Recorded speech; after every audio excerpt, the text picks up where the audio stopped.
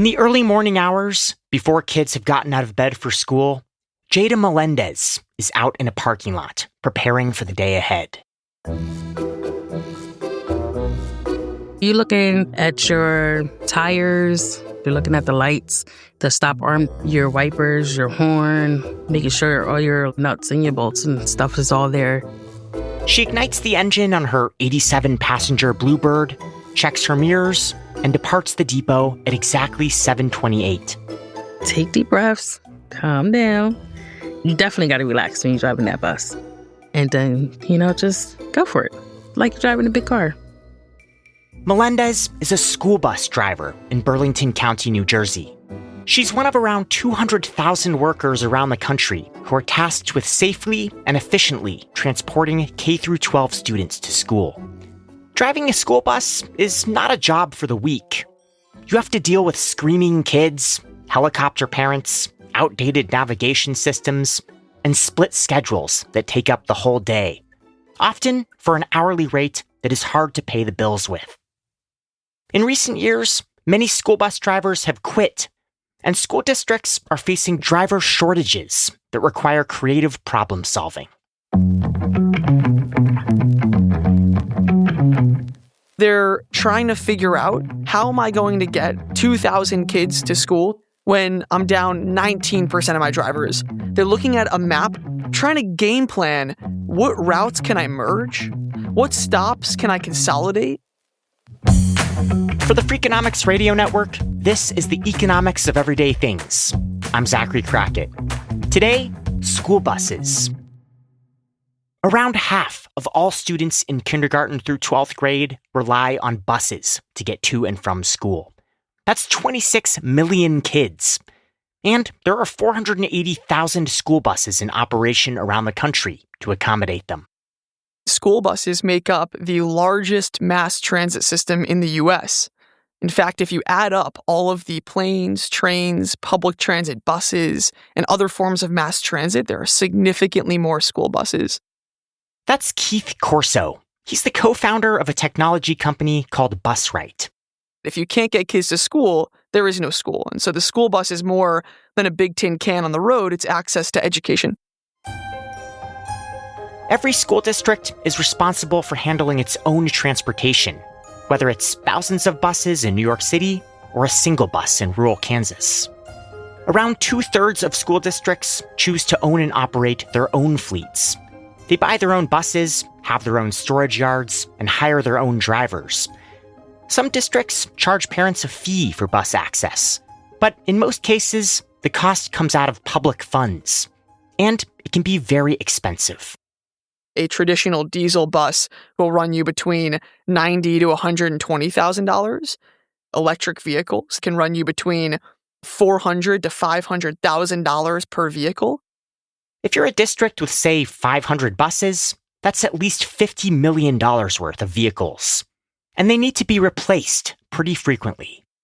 A lot of districts will, on average, replace 5 to 15% of their fleet every single year, because a lot of different districts have rules and policies such that they replace a certain percentage no matter what, just to make sure they're refreshing their fleet in full every X number of years. Districts need to rent or buy land where they can store all of those buses. They need to employ in-house mechanics to maintain them.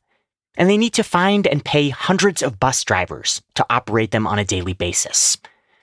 1/3 of school districts choose to outsource all of this to a private bus company instead.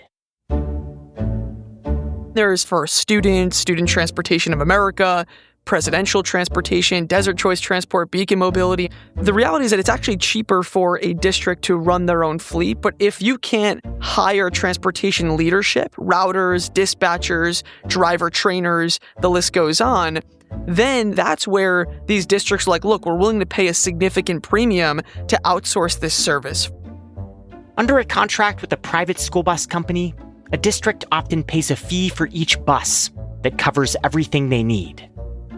If you want to contract out to a bus company, each one of those buses will run you between $65,000 to $110,000 a year.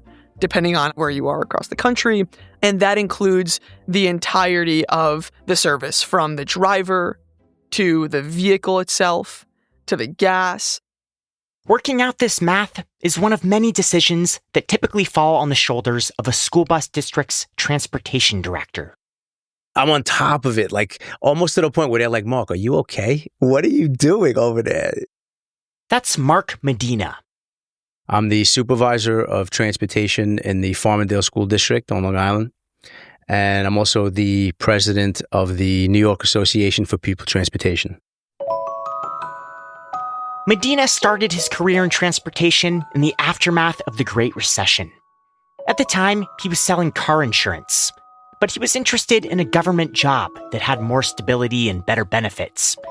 He took a part-time gig as a school bus driver and eventually moved into the back office. Today, he's in charge of getting over 4,000 kids to and from school. I oversee the whole transportation department, so we run about close to 100 buses. Like many transportation directors, Medina has to fight for every dollar of his budget. Transportation is at the bottom of the totem pole when it comes to, the funds and stuff like that. Some districts are laying teachers off and laying workers off. They don't want to throw money into transportation. Figuring out how to pay for school buses is just one part of the job. Medina and his team have to plot out the home addresses for each bus rider and identify the most efficient stops to pick up groups of kids. The logistics can get pretty messy. You have a bus and it's going to cover a general area. You're going to try to centralize these bus stops as best you can for every student, with the intention that every student's going to be riding the bus. You might have 5 or 6 kids assigned to a stop, but only one kid is using it, and that kid's around the block. So you might make a minor adjustment, to help out. Once Medina has the stops planned out, he maps out the best route for each bus, turn by turn. That's me sitting in front of a computer and looking at every single route. There's streets where you don't want to make a left on. There's streets that where there's a traffic light that it's safe to make a left. This is our baby. We have to treat it as such. We're not shipping around, boxes, right? This is very precious cargo. In most districts, these routes are circulated to bus drivers on paper. Keith Corso says that's not an ideal system. I'd say half the time it's printed out through a routing software. The other half of the time it is written in hand or typed out on Word and printed out. And it says, drive 200 feet, turn left onto Bryant Ave. On Bryant Ave, in 200 feet, you'll be arriving at Zach's stop. And it has pages and pages of this information. Now, the challenge is that you have to read this in detail. It's 6 a.m, it's pitch black out, you don't know where you're going, the mailbox is tucked behind a bush, and you can't read the number on it.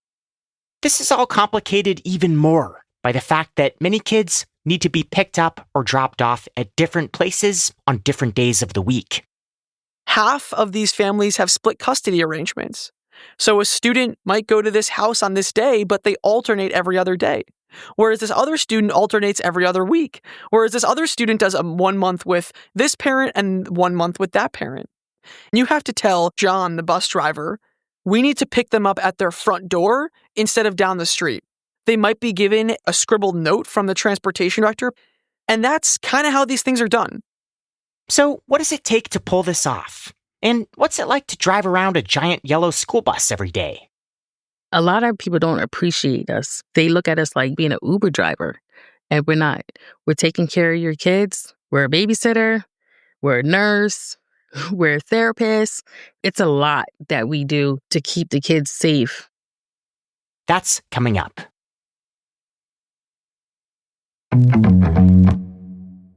Jada Melendez didn't plan on being a school bus driver. She started her career in the military, then worked in law enforcement while raising 3 children as a single mom. But in 2023, she decided she wanted to transition to something safer and more predictable.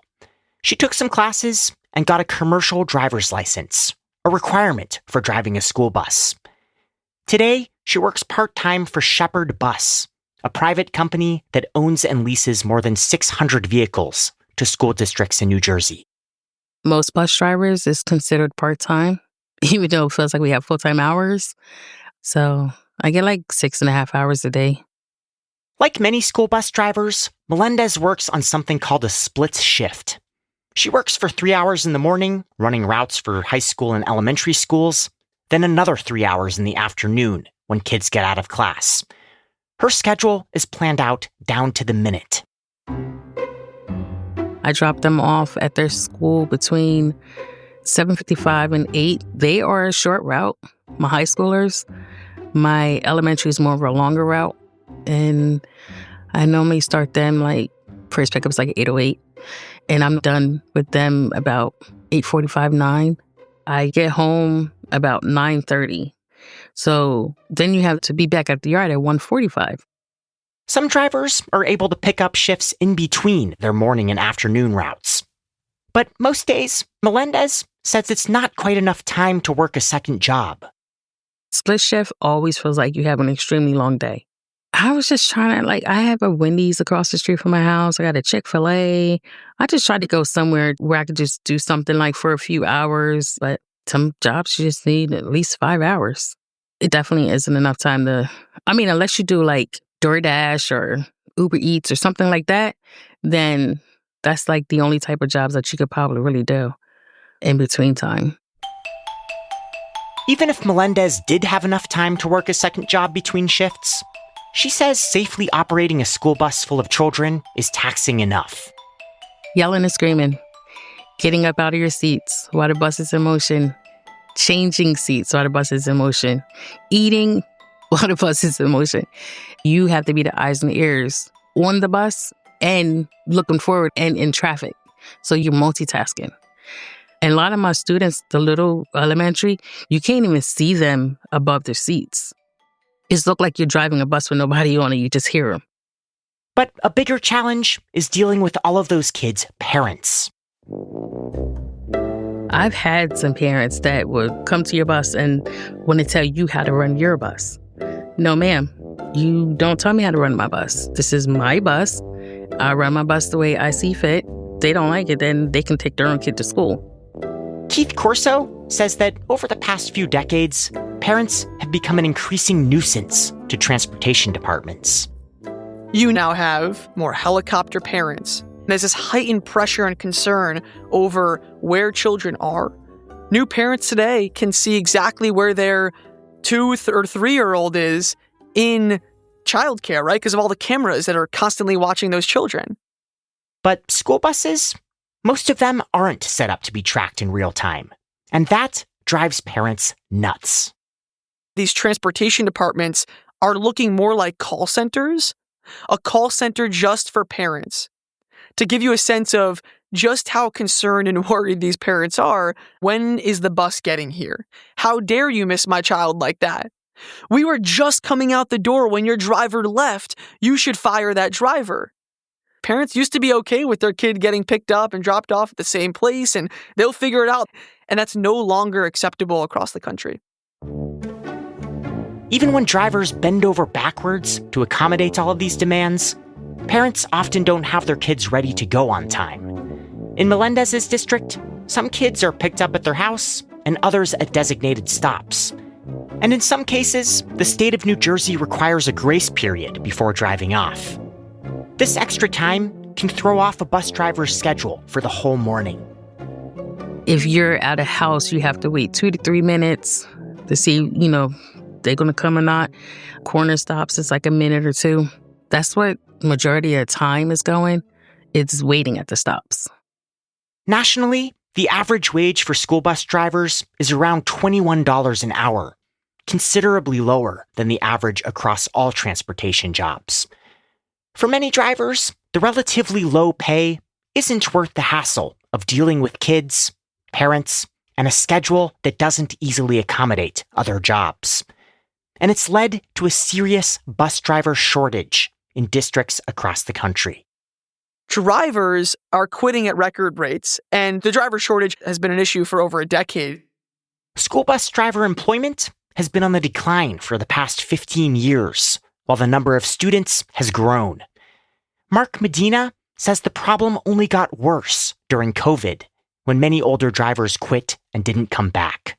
we've been dealing with an extreme school bus driver shortage.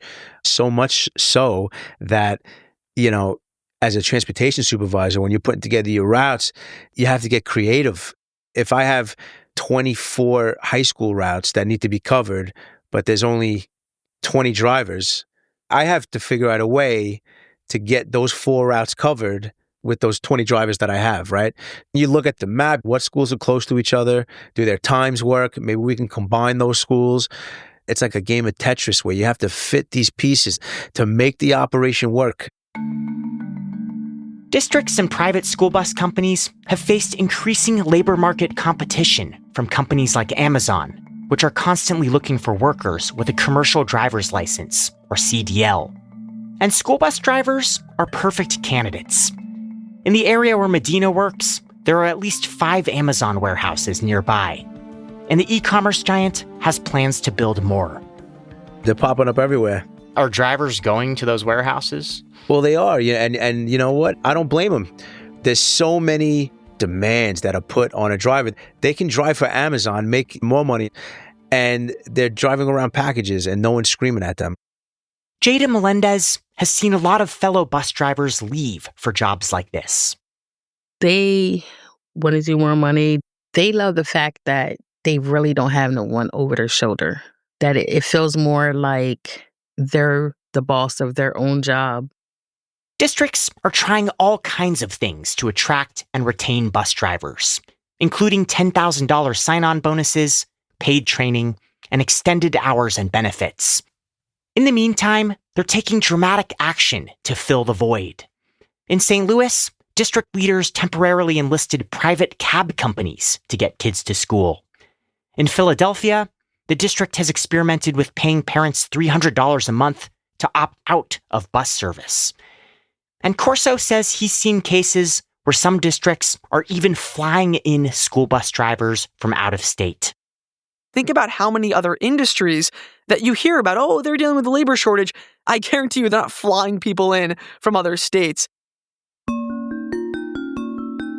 Corso sees a potential solution in technology. His company, Busright, makes tools aimed at reducing some of the day-to-day annoyances that drivers and transportation directors face. We affix rugged military-grade tablets to the dashboard of every bus in your fleet. Those tablets provide turn-by-turn driver navigation that's engineered for a school bus and the route that driver's taking at that moment. Our web app sits on a computer in the transportation office, so the secretary, router, dispatcher, and transportation director can build routes in 60 seconds. They could track their vehicles in real time for the first time. They could communicate to parents in one click. And then we have a parent bus tracking app that thousands of parents will have right in their hand, so they could see exactly where their child is going to and from school, similar to what you might expect for Uber or Lyft. For the service, Busright charges a district anywhere from $1,000 to $3,000 per bus per year, depending on fleet size. Pitching cash-strapped districts on yet another expense may seem like a hard sell, but the company now has hundreds of customers in 33 states. Mark Medina sees promise in the idea, but he says, in the meantime, you can find him sweating away in his small office, where he and his colleagues are doing everything they can with the resources they have. There's a lot of hard-working transportation professionals, and they roll up their sleeves, they come to work early, they stay late, and it's not an easy thing. A lot of times it's overlooked. Sometimes I don't grasp the magnitude of what we're able to accomplish on a daily basis.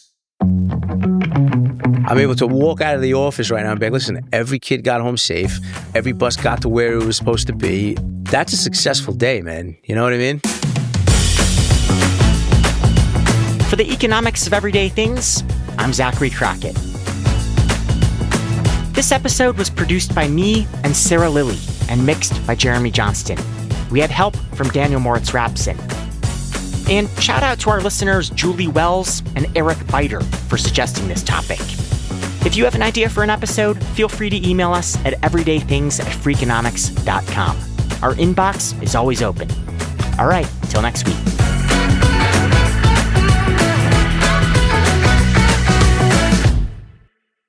When parents call, I'll say to a parent very nicely, right? Listen, they're hiring if you want to do it, and I'll make sure you get put on your kid's bus. The Freakonomics Radio Network, the hidden side of everything. Stitcher.